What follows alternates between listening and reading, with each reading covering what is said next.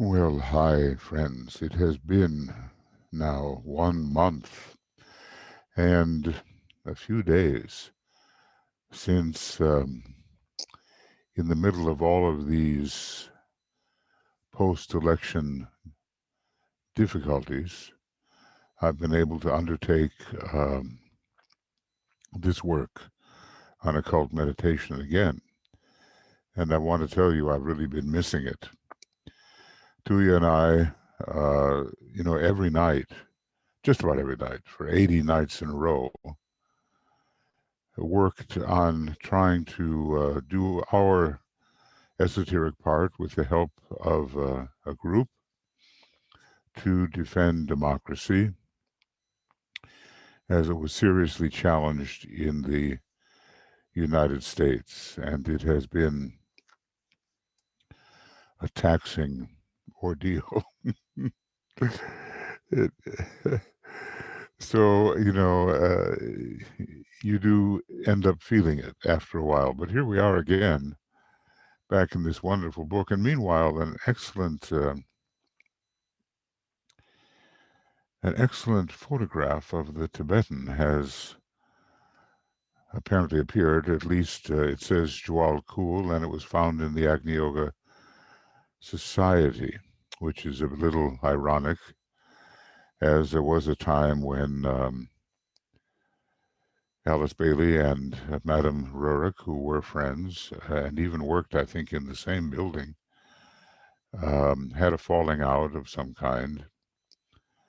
And I think that Madame Rurik never gave credence to the idea that Alice Bailey was communicating with Jwal Kul, whom naturally Madame Rurik respected, but that some other Tibetan, probably, on the left-hand path or something of that nature, was her point of communication, which was, in terms of the work in the world, a great unfortunate assessment. Well, in any case, one of our group members did bring to our attention this wonderful photograph, and I wonder if I can find it here and show it to you.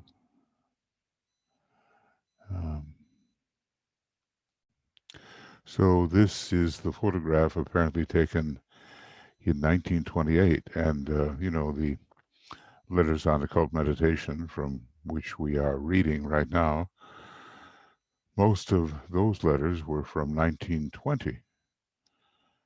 So, drawings have been made, I think, of this particular image. And you know how occult gossip is, but word has it from the Asheville group long ago. I spoke to a woman who was then 92 years old when I was visiting more than 20 years ago. And she said that the word had come down that the young man who painted um, an image of Dwal Kul had a report, or that a report was given that it was a pretty good likeness, and it looks a lot like this image. So maybe he got a hold of it somehow from the Rurik Museum. I'm still not sure which Rurik Museum we're talking about, but the one in New York is the most prominent. Uh, well, look, on the inside, the masters are great cooperators with each other, and when tensions and frictions arise, it's the doing of the misunderstanding of their disciples who should know better. We know how closely associated Master DK is with both Master Moria and Master Kudumi. They form an inner triangle in relation to which we all have attempted to do a lot of work and follow their instructions. So, of course, you know, the real individual is something other than the outer form, but sometimes it is the outer form that helps us tune in. And all, you know, there have been impressed images of Master KH and Master M. I think there was a German artist by the name of Schleiermacher, which means veil maker, interestingly enough.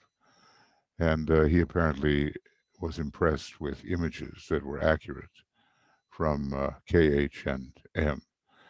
And it can help as long as we realize that the real inner human being is something other.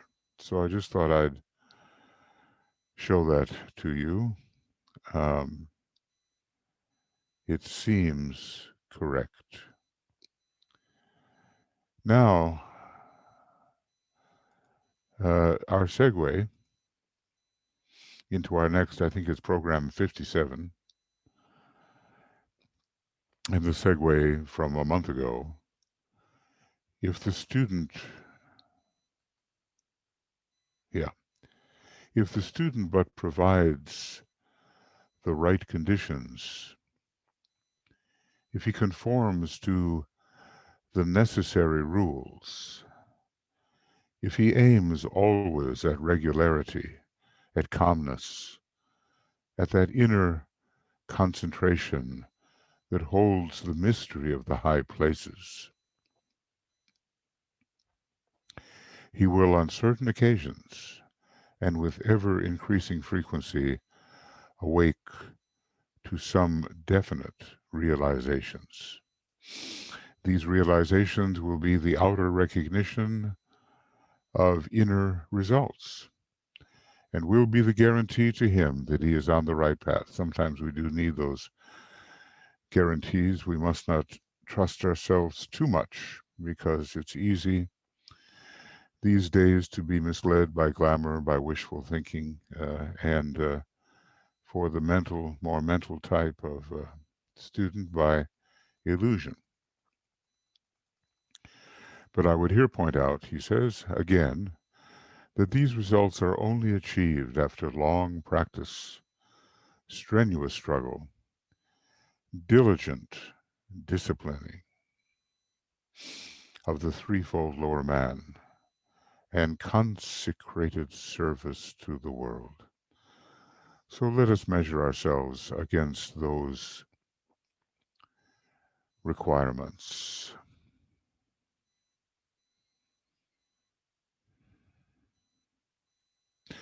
If you think about Master DK, probably 2,500 years ago, he was very much involved with Pythagoras. And word comes down that he was called Cleinias, the just Greek. So obviously he was an individual of some standing to be, shall we say, second in responsibility in Pythagoras' school. So when we talk about long practice, you know, and the other incarnations that he has taken, maybe his name was once Arya Sangha, the noble brotherhood. In 2011, some of us attended the um, Dalai Lama's Kala Chakra in Washington, D.C. And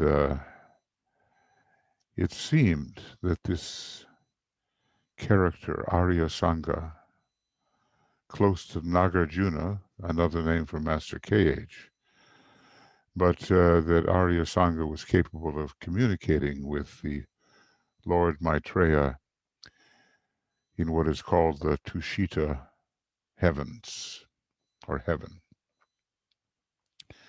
So he's been studying, practicing, a long time. And now his ashram emerging as one of the 5 initial ashrams to emerge, as we learn in Externalization of the Hierarchy, is carrying the note of right human relations, which is no surprise to us if we've studied the Tibetan, known as Jwal Kul, to us anyway, if we've studied him carefully. So here we are, as I say, a month later,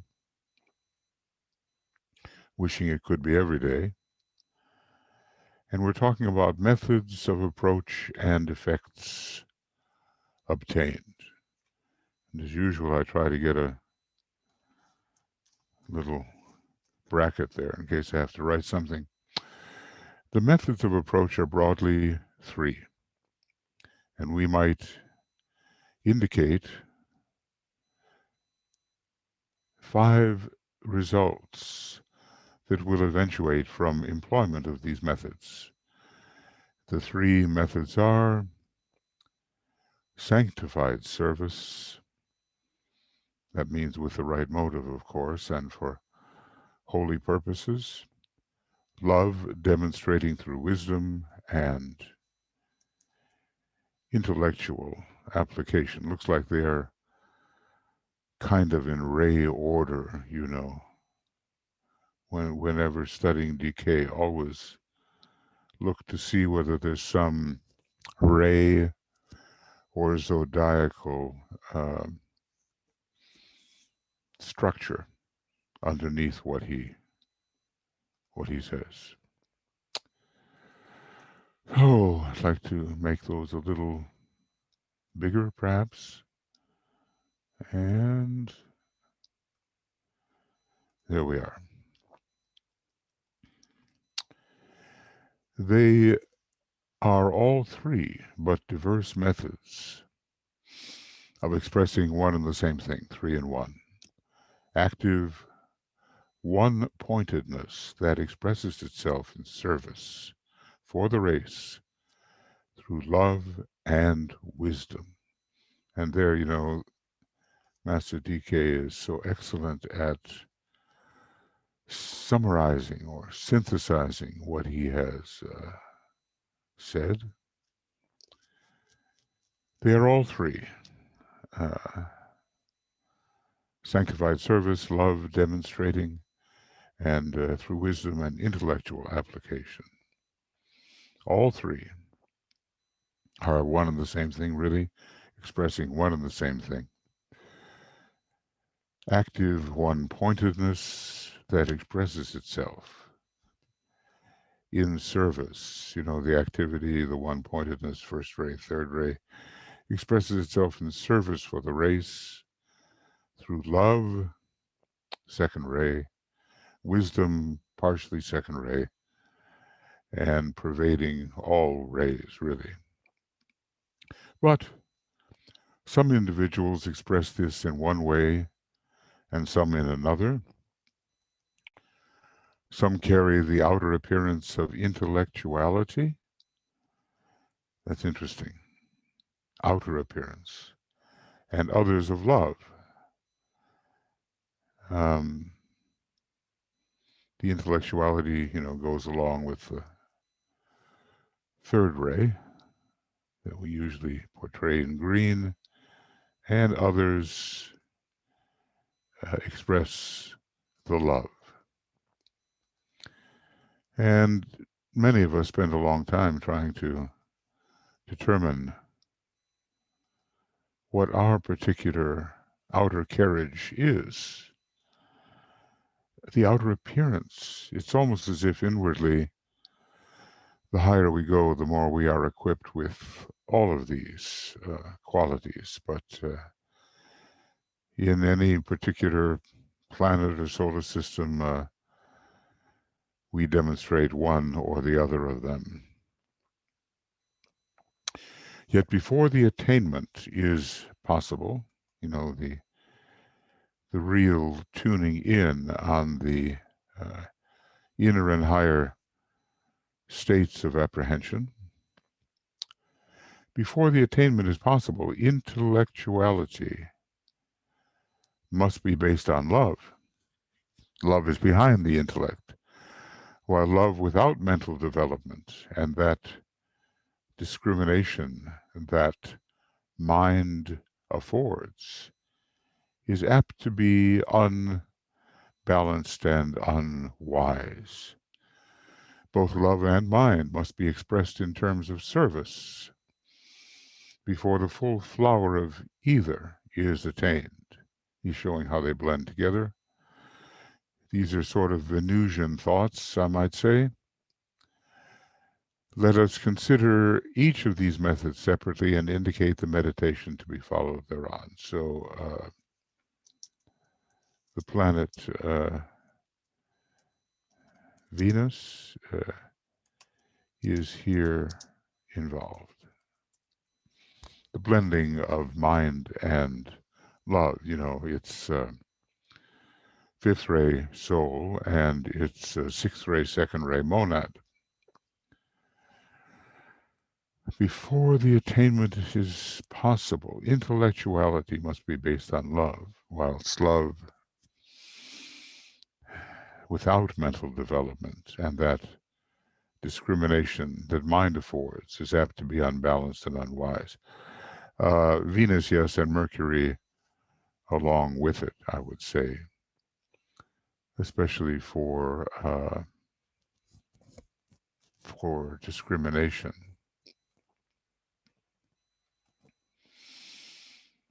Okay.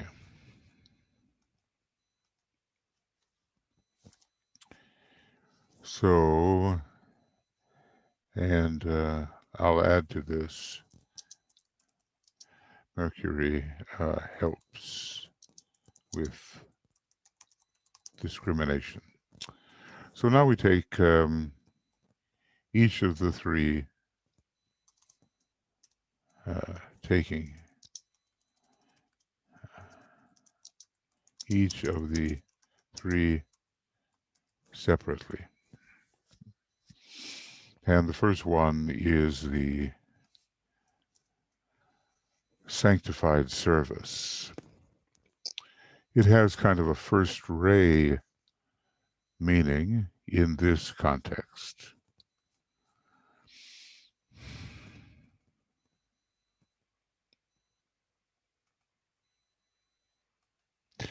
This is the method of the man who wields the law, the method of the occultist, and the rudiments of the method are laid down in Raja Yoga, and then we have kind of an ellipse. Some of these missing sections will be found in a new website that deals with some of the writings of AAB as taken down directly. But we have to respect, I would say, Alice Bailey's choice and the choice of her editor to leave some of these things out of a book for publication. So the word sanctification, as you know, in the basic sense, signifies complete surrender of the whole being to one object, the Lord or ruler. And this seems like Pisces. It means the giving wholly to the one the devotee aspires to. This is these are good thoughts and maybe not usually entertained. It means the consecration of the whole threefold man to the work in hand. It entails, therefore, the application of the entire time and self to the bringing of each body under the subjugation of the ego, i.e., soul triad, and the complete mastery of each plane and subplane. It involves a lot, doesn't it? It involves the comprehension of each evolution and form of divine life as found on those planes and subplanes. I suppose the Davic component of the man, with one aim in view and only one, the furthering of the plan of the hierarchy of light. So let us, this excellent definition of sanctification,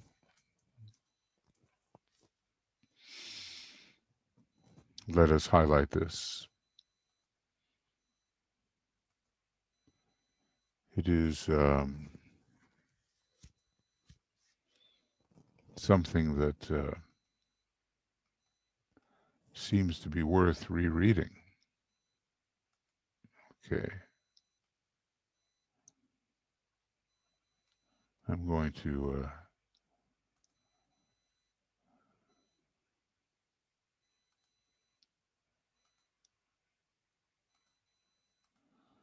okay. I really want to ponder that, don't you? He says, as you know. Well, do we know? It signifies the complete surrender of the whole being to one object, the Lord or ruler.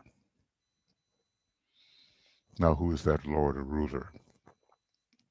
The soul, the triad, the master, the Christ, Sanat Kumara, the initiator. It means the giving wholly to the one the devotee aspires to. So there, the complete giving of the self. To those who give all is given. It means the consecration, the making sacred of the whole threefold man, or the dedication, we could say, spiritual dedication of the whole threefold man to the work in hand. There's nothing left of the, let's see, the personal self is out of the picture. It entails, therefore, the application of the entire time. How do we spend our time? And self to the bringing of each body under the subjugation of the ego. He's been teaching us how to do that, but it's probably a task not yet completed for most of us, isn't it? And the complete mastery of each plane and subplane, so that none of the impulses of those planes, subplanes, run away with one and determine our direction instead of we, the inner God, determining their direction. It involves the comprehension of each evolution and form of divine life as found on those planes and subplanes. So let us say, devas and elementals,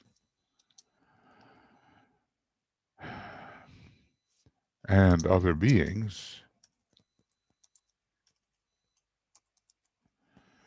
with one aim in view, and only one, the furthering of the plan of the hierarchy of light. So, we can ask ourselves about the level of our consecration,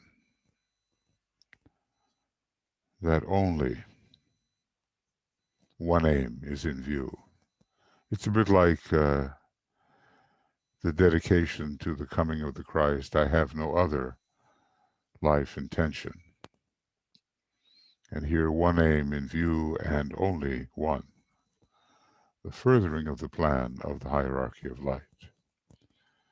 The method followed is that of the intensest application to the work of rounding out the bodies and of making them fit instruments for service. The sphere is considered the ideal figure, and the rounding out is a Jupiterian activity. It leads to completeness, fulfillment,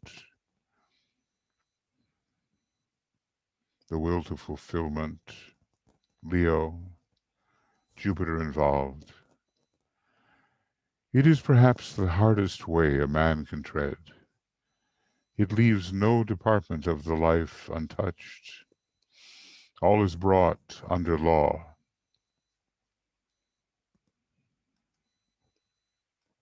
I think anybody who commits to this path of sanctification discovers that it is as he says. Of course, what have we to compare it to? But somehow some of us, maybe after many mistakes and long suffering, decide that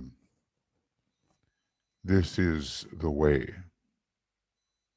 to fulfill, to give our all.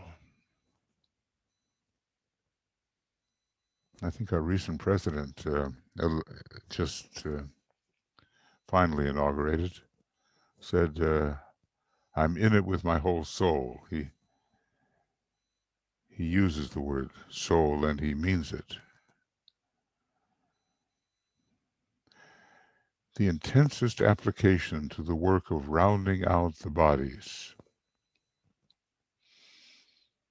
making them fit instruments for service, probably under many circumstances, probably under circumstances which are not all the most pleasant, but they are necessary. All is brought under law. In meditation, therefore, the form of that meditation will be of a threefold structure. And this is for those choosing the path of sanctification and of utter consecration.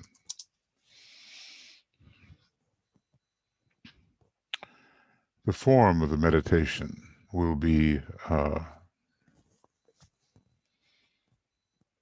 threefold. So, threefold in structure. A, the laws governing the physical body will be studied and brooded over. This brooding will find expression in a rigid disciplining of the physical body. It will be set apart wholly for service and subjected consequently to a process that will attune and develop it more quickly. Well, how do we see our physical body? How do we use it? Probably at first not in this way, which is really demanding. And obviously, you know, something about healing will be learned. He's been speaking of the use of the spine, the spleen, the pranic triangle. He's been talking about how to get rid of the ills of the physical, the troubles that prevent our service from being all that it can be.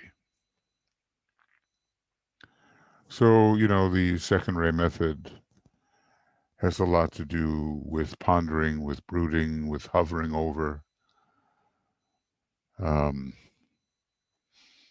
until one is more certain of what one is doing, and illumination comes.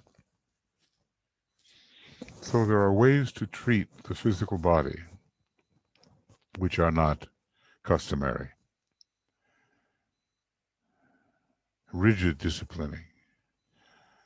I wonder how many of us have engaged in rigid disciplining, but without fanatical excess. I'm remembering in my own life fanatical excess and the opposite. But okay, the noble middle path in this particular approach is required. So the form of the meditation will be a threefold structure on the laws of the physical body, and then the body of the emotions will be scientifically studied, and the laws of water, occultly understood, will be comprehended. That is interesting. The waters, the lower Agnisurians, where probably the first point A involves the Agni Chaitans to a great degree. I think there are definitely higher Agnisurians. I suspect there are higher Agni Chaitans, and we know there are lower and higher Agnish Vatas for the mental plane. So the body of the emotions will be scientifically studied. The significance of the term, "There shall be no more sea," will be known, and the sea of storm and passion will be superseded by the sea of glass, which directly reflects the higher intuition. It's the astral-Buddhic connection, right? And mirrors it with perfect accuracy, being unruffled and immovable. So this is the necessary calming of the variations, modifications of aspects of the lower self. Modifications, that's what they call it. The calming of the modifications of the lower self, whether it's emotions, mind, or, the physical nature, etheric physical nature. It has to be fit when engaging in meditation, which is to lead to higher impression. The emotional body will be set apart wholly for service, and its place, in the threefold microcosm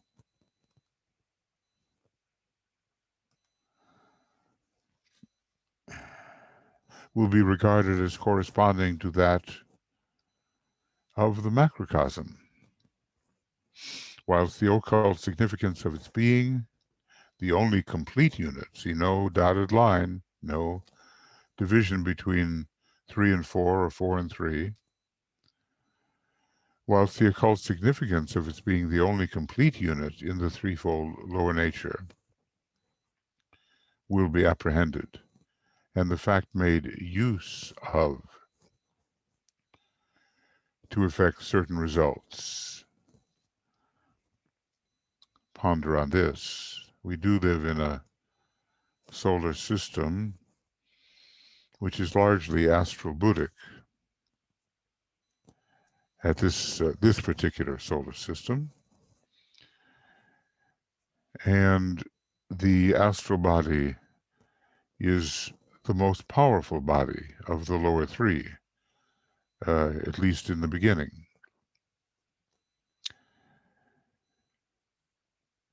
Later, progress is made and other vehicles take over. But we have to learn that in this astrobutic solar system, it is also the astral body of the solar logos, which is the most powerful. But he is moving, we understand, towards the third cosmic initiation, which will make his expression more akin to that of Sirius and the cosmic mental vehicle will be strongly developed. How do we set aside the emotional body wholly for service? Well, maybe psychologists can tell us that. Maybe those who work in the field of the New World religion. Maybe those who are observers of reality. What I'm basically doing is looking at the 10 seed groups, and I'm looking at those seed groups for which the solar plexus is one of the centers used. That is, the observers of reality, group number 2, the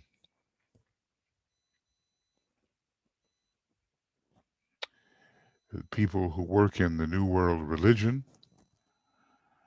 group number 6, and the psychologists also use the solar plexus center, group number 8. And there we have 4 chakras at work. Have I skipped any? I don't know. I don't think so. But when the solar plexus is at work, the emotional body can be directed to be set apart wholly for service, for empathy, for the receipt of the intuition, for identification with others and their emotional states. There's much more here to ponder on.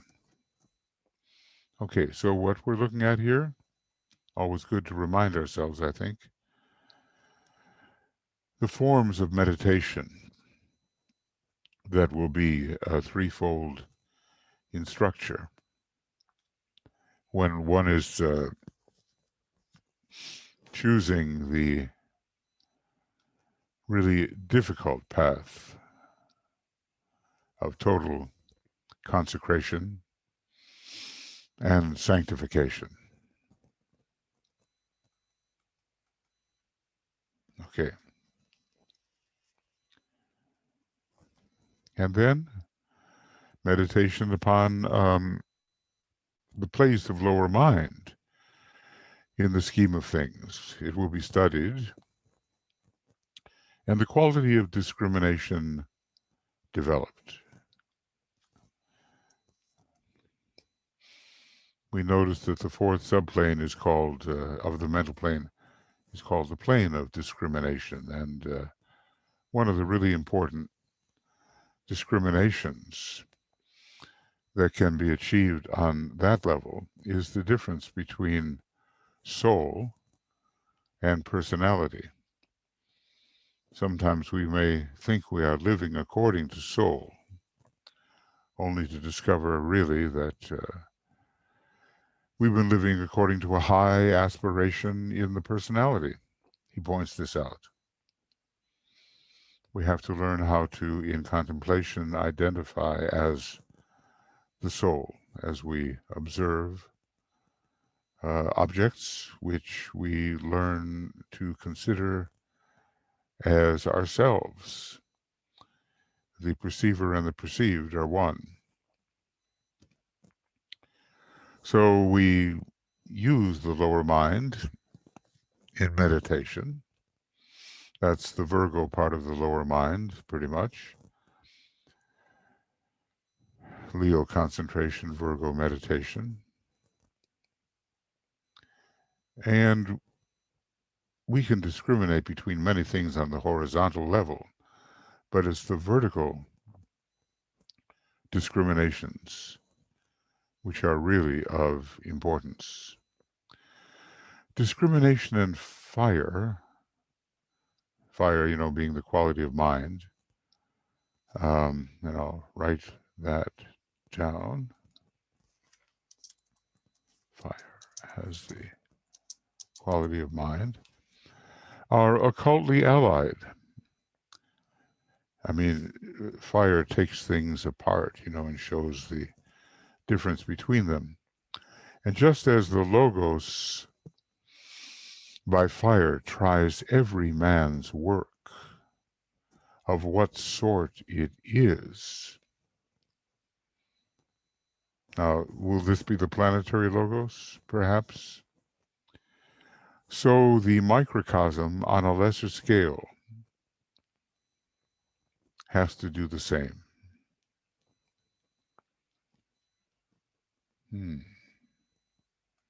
You've got to admit that there are some really interesting ideas brought forth here in this book. Okay. So fire is the quality of mind. Just as the Logos likewise does this paramountly. Fire, 5, the 5th round, the Judgment Day. We have to put these thoughts together. Just as the Logos likewise does this paramountly in the 5th round of judgment and of separation, where some remain with Earth and some human beings go elsewhere, probably among other places to Mars for further training,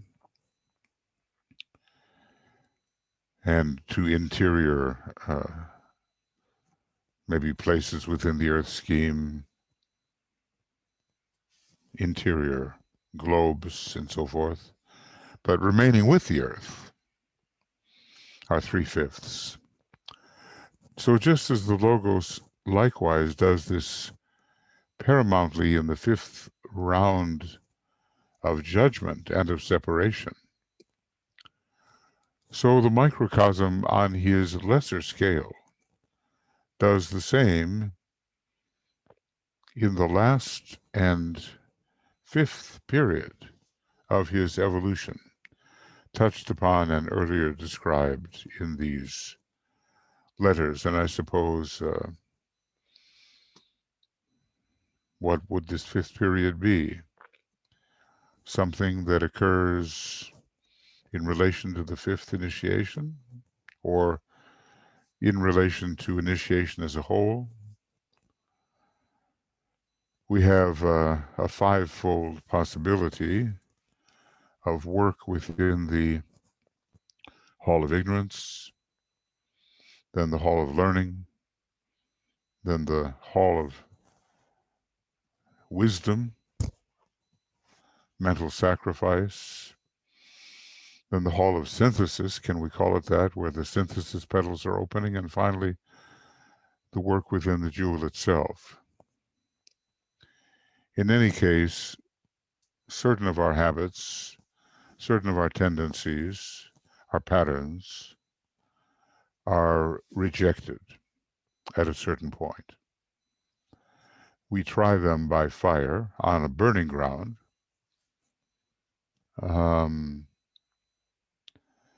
and we reject or transform. We reject that which no longer serves.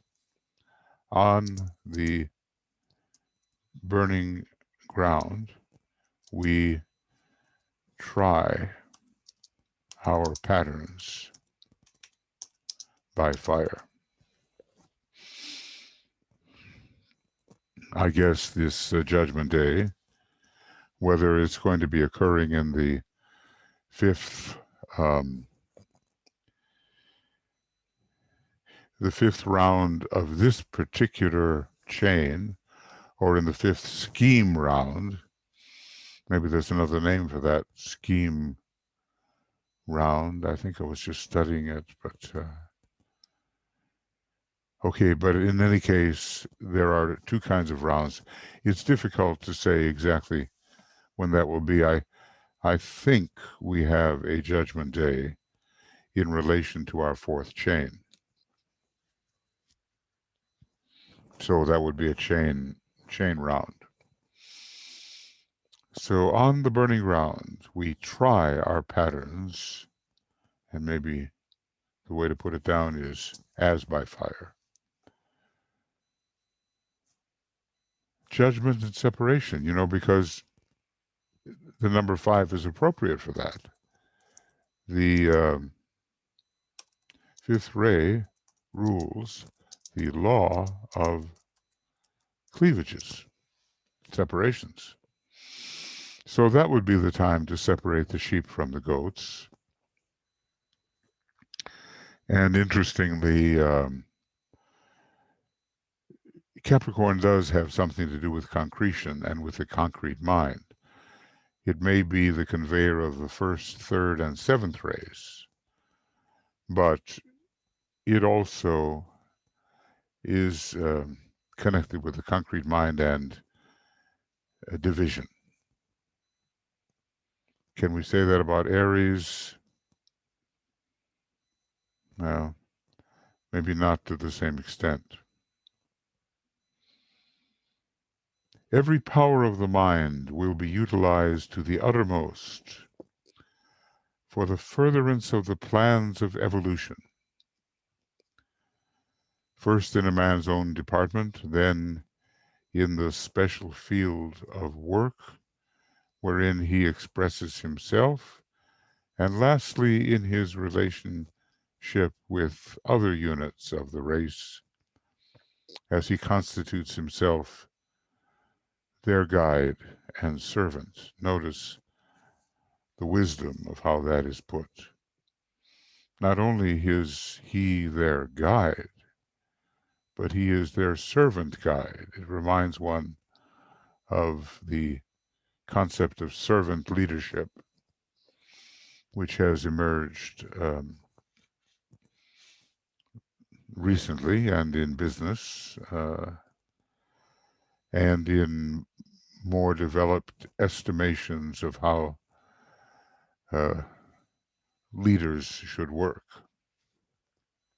Every power of the mind will be used for the uttermost, used to the uttermost for the furtherance of the plans of evolution. So how do we deal with our thought? Do we dedicate our thought? In the first, in the 15 councils, and found in Letters on Occult Meditation, page 473 or so, we will find that the mind is to be used in a particular way. I wonder if I can go there. It's in a treatise on white magic, page 473, and here it is. I'll show it to you. Act as the thinker and learn that it is not right to prostitute thy thought to the base use of separative desire. And more, this one is right on the button. The energy of thought is for the good of all, and for the furtherance of the plan of God. Use it not, therefore, for thy selfish ends. Now that is That tells us the story, doesn't it?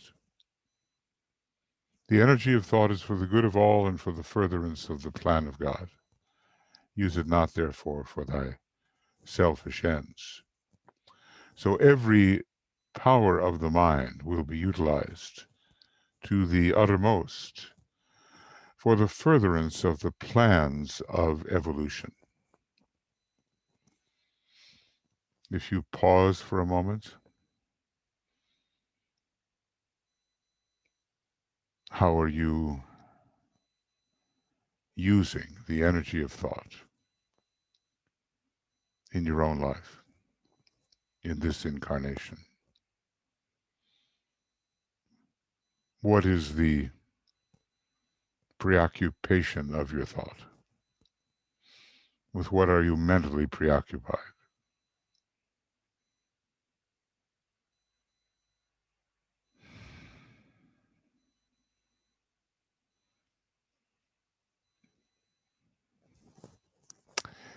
I'm thinking that there are so many things other than the plans for evolution to which thought seems to adhere. So we have some work to do. So DK points out, see you therefore the synthesis of it.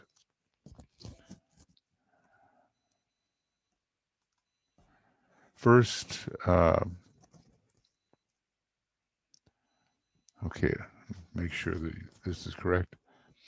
First, the strenuous one-pointedness that is the sign of the occultist blended with the wisdom and love which are reflected from the higher in the mirror of the emotional body, and then the intellect forced to act as the servant of the ego through one-pointed effort, animated by love and wisdom.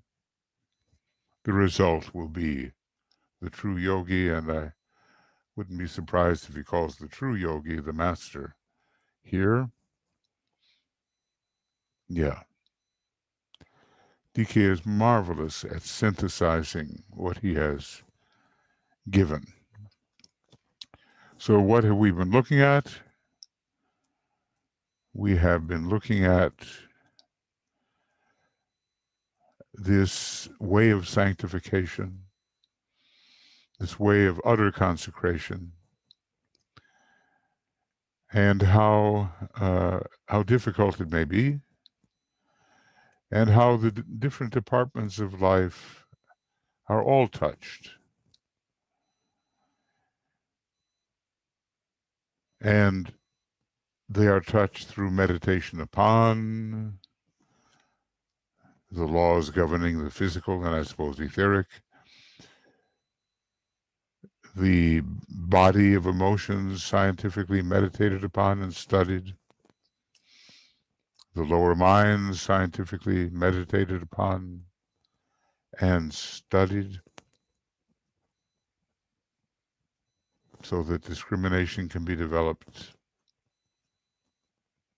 Everything used on this path of sanctification, everything used to further the plans of evolution. The energy of thought is for the good of all and for the, of the plan of God, and for the furtherance of the plan of God. Use it not, therefore, for thy selfish ends. So he puts this all together into a synthesis, and does so, expertly. Here's a very early book, but it's filled with occult jewels.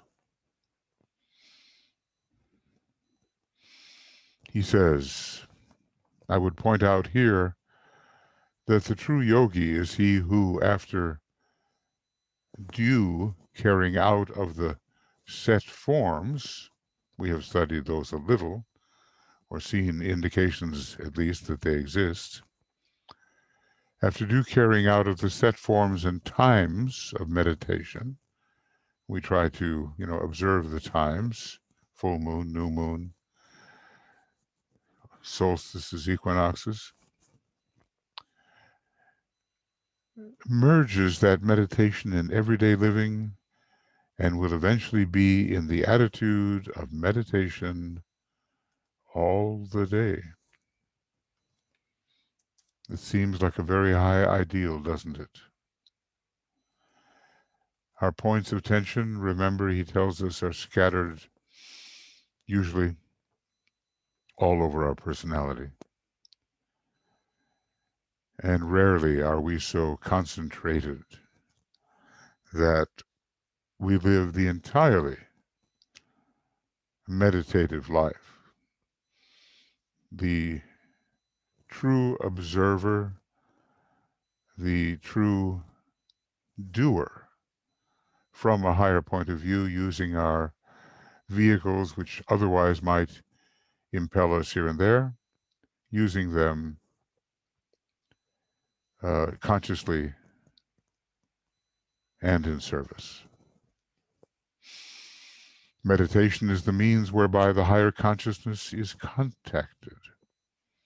Certainly a major theme in this book.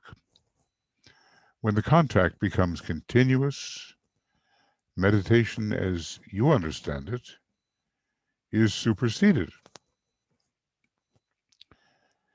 In this first method, the occult student works from the periphery to the center, from the objective to the subjective, from the form to the life within the form. Okay, so basically, we might say, from outer to inner. Therefore, through the emphasis laid in Raja Yoga on the physical body and its wise control, the occultist realizes the essential importance of the physical and the uselessness of all his knowledge apart from a physical body whereby he can express himself and serve the race. Though I must say, I'm sure DK would agree that there is service from the inner side and from the subjective planes. But if you have a body, it has to be used in service. It is the line of the first ray and is affiliated with its complementary ray, presumably the seventh.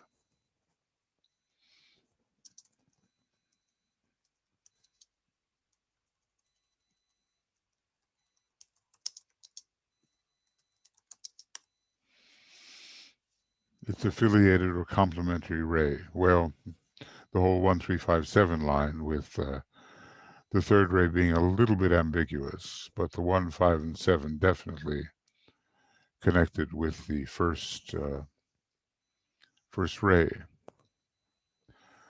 So at first we work from the outer, from the periphery to the center, from the objective to the subjective, and from the form to the life within the form.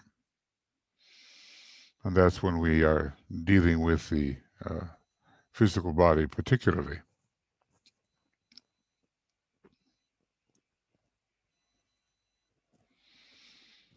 And here, this is what we want to emphasize. The occultist realizes the essential importance of the physical and the uselessness of all knowledge apart from the physical body, the physical plane, which has to be transformed, whereby he can express himself and serve the race. Somehow, that which is known inwardly has to make its way into the outer world. I was thinking that even in a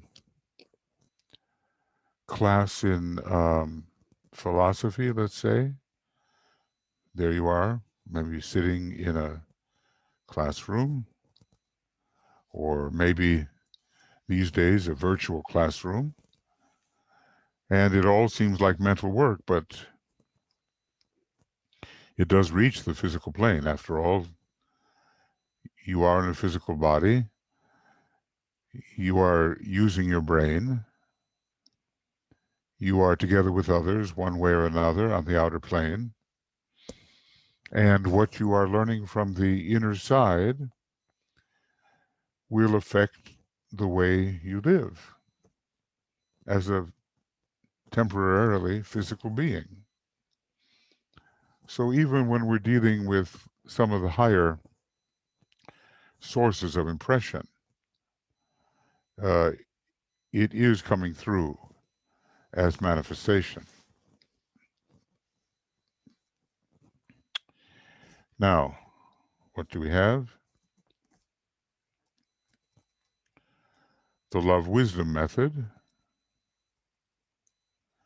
and the intellectual application method. These are the three methods that we began with. And let's, go back here a little bit.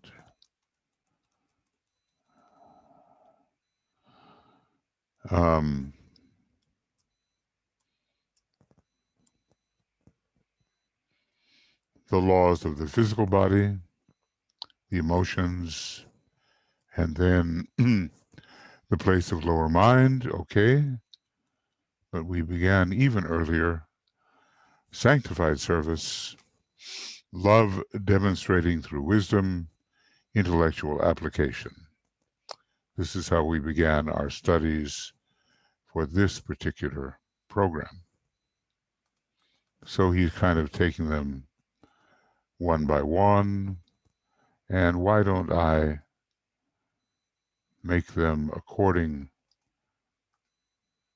to what we might call their colors.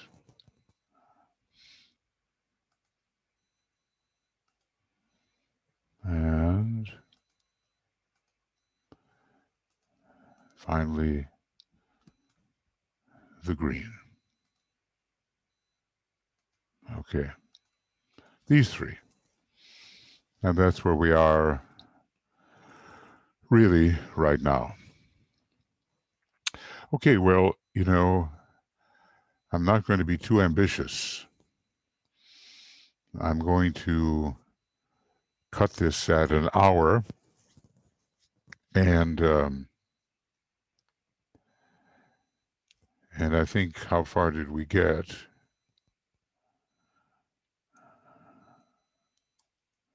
Up to page 285. Not very far, but at least enough to show us how to tread this path of sanctification, this path of utter consecration. So 282 to 285. And, if I can, I will continue in a little while.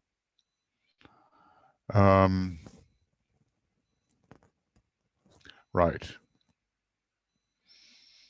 So this will have to do.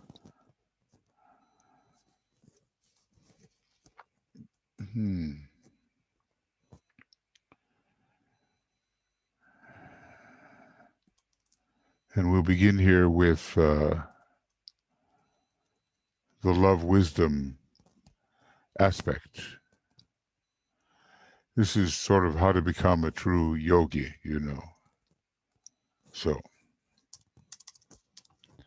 So this would be the end of Letters on the Occult Meditation Program 57. And our next would be beginning of Letters on Occult Meditation Video Commentary Program 58. And we'd be beginning on page 285 on the XX of January 2021. Hopefully it's just a little while from now. It's good to be back with you. I know I'm, speaking much more slowly than I did in the early days. Maybe it's just reduced brain function, perhaps. But on the other hand, I'd like us to really absorb what he's saying. I've been doing this now for about 10 years, one way or another, at least with the pre-full moon work and so forth, and making commentaries for, I don't know, 15 years or more. Hopefully they will help to guide the serious student who may find it helpful to have another student's ideas, that's mine, along with the Tibetans to help make the necessary links in our thought. So I'll come back to this shortly and study hard and meditate deeply. And of course, to the extent possible, apply whatever you can learn. I try all the time. I fail all the time. Okay. Keep trying. And there will be a way to make all this as real as possible in the outer world. Real in that sense. From another point of view, very unreal. Okay. Lots of love, many blessings, and we'll see you soon.